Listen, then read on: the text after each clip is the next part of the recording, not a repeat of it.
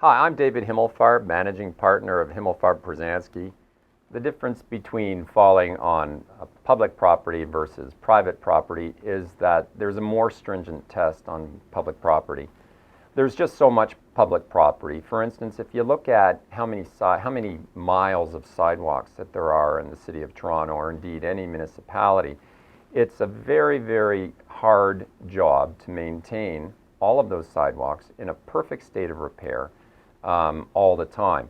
And so the law tends to give municipalities who own a ton of property a bit of a break legally in terms of the test when it comes to their obligations to ensure that their sidewalks and public property are safe.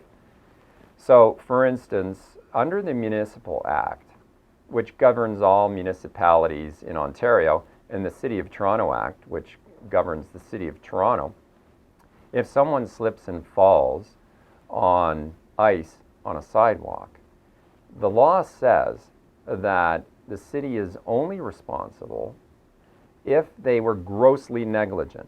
And that's a completely different test than if the accident occurred on a private driveway, with the same fact situation being ice on someone's driveway.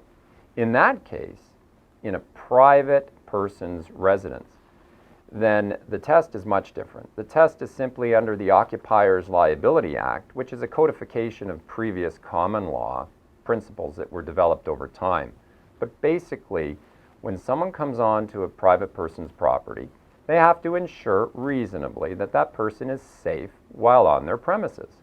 So, as everybody knows, if you have a driveway and you know it's icy and you're inviting people over, you have to ensure that you salt it, maybe try to take steps to remediate the ice on the driveway.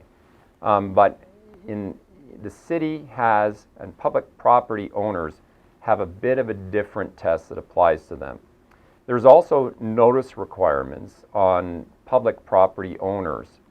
For instance, if the accident happens on, again, a sidewalk, there's an obligation for people to notify the city clerk's office by registered mail of a potential claim within 10 days of the accident.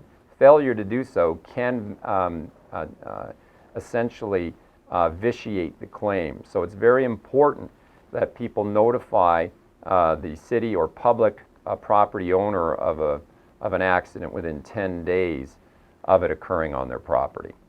If you've been involved in a personal injury slip and fall accident, find out what your claim is worth today through our personal injury calculator at himpro.ca, or call one of our experienced personal injury lawyers at 1-855-446-7765.